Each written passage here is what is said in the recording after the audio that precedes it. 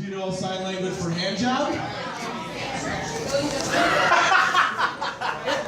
All right, guys. Our next comedian.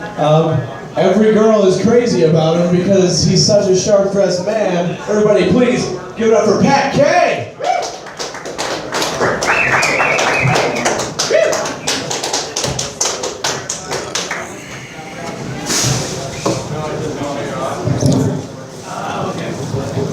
Fuck. Okay. Alright, I may be the best dressed, but I'm definitely not the smartest. This thing's crazy. How's everybody doing? I don't care about you people. How are you guys doing? Great. How's the food? Great. The food's great. There was an elderly woman in here earlier eating some nachos, and she was very nice to me. She was very nice to me. As she left, she shook my hand and she told me her name. And I knew right then I was in. I was in. I could have had all those nachos if I'd just been here like 10 minutes earlier. So I am Pat Kemper, and I am from Madison. Woo, big city! It's not really a big city, it's just got a big, great dick in the middle of it. Are you talking about Walker? Oh!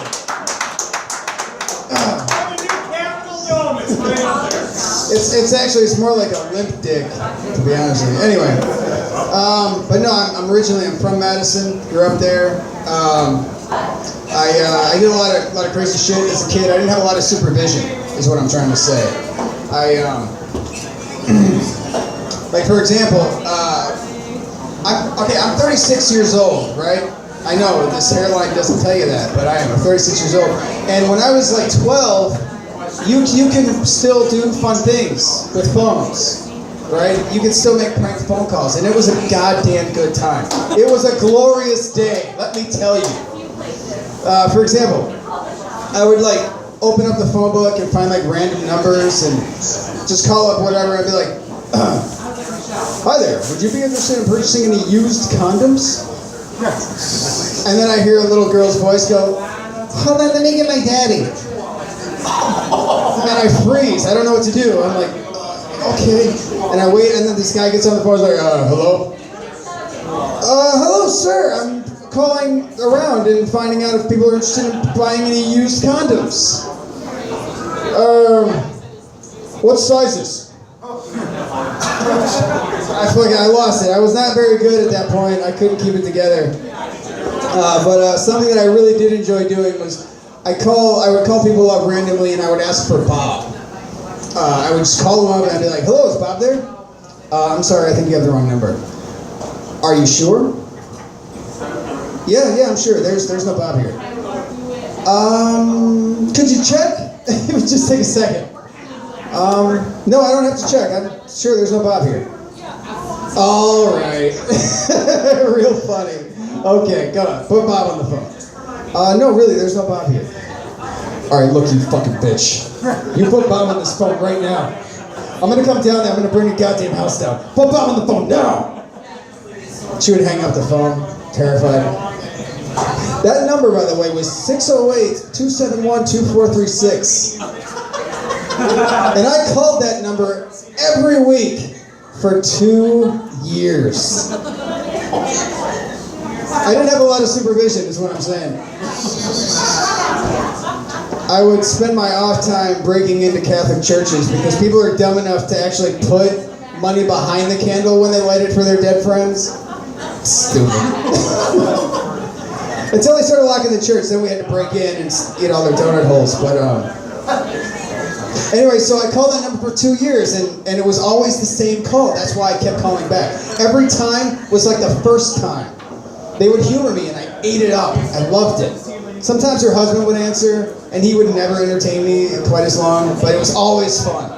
The last time I called, I was 15, and I was at the, are you guys familiar with the Dane County Mental Health Center in Madison? You know, where people get like therapy and stuff. Well, I was there for this troubled youth thing, whatever, I don't know, I don't remember. I was waiting around for that to start, and I called up, and it was a typical Bob call, and then I called right back, and I was like, hello, ma'am, this is Officer Dick Brown of the Madison Police Department. We've run a trace on a suspected prank caller, and we were wondering if this individual has been harassing you in any way. Oh yes, officer, this is so terrible. This is so terrible. You can call us and ask for Bob. We don't know anybody named Bob. It's just, I don't understand why you said Bob Johnson, but Bob Johnson died 5 years ago. We don't even know anybody. I'm like, yes, ma'am, okay. Ma'am, would you be interested, would you be willing to come down to the police department and do a positive ID on this individual? Now, ma'am, you would not have to see this individual, nor would he see you. You would simply have to identify his voice. Ma'am, will you do this? Oh, yes, officer. I'd be happy to. It's just it would probably be over and over with the Bob. It isn't Bob because of Bob Johnson. Yes, ma'am, I understand. Okay, so meet us in room 302 at 6 p.m. and we will get. Oh yes, Thank you. I'm like, yes, ma'am, of course. Thank you, officers. Thank you so much. You have no idea how long it's been. I'm like, yes, ma'am, I understand. I'm just doing my job. Yes, ma'am. Okay, so you have the time and the room number. Okay. Oh, ma'am, one more thing. Is Bob there? And then she died. At least I thought she did for like 3 more years, and then I told my friend that story, and he's like, "Oh, dude, that number's been on my fridge for like my whole life. We've sold them firewood. She's fine." I was like, "Oh my god!" Woo! Speaking of dead people, I was actually having a conversation last night about I had a set list like ready for my funeral. I had Another One Bites the Dust, Bohemian Rhapsody. I was on a Queen kick at the time.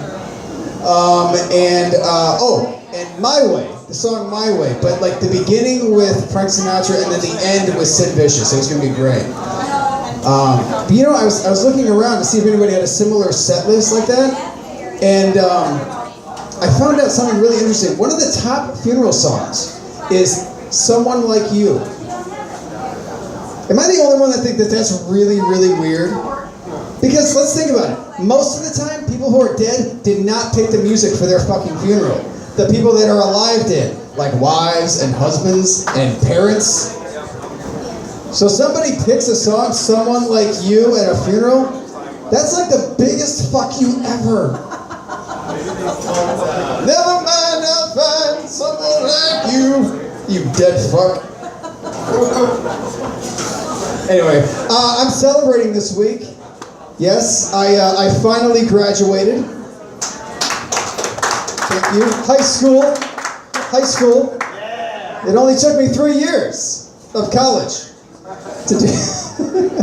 No, you know, true story. Actually, I applied at University of Phoenix years ago in a blackout. Weeks later, they contacted me and let me know that I was accepted. I was like, did I even do that? And I showed up. I showed up to sign the FAFSA papers while drunk with a mixed drink with me, and telling this crazy story about how my scarf had been sucked into an engine belt. And they're like, "Oh, that's crazy. Here, just sign right there." And I'm still paying for that today, but not as much as you people are tonight. Thank you very much.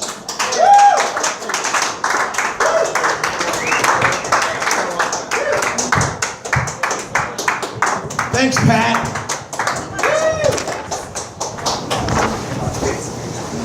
Man, that guy's got some issues, right?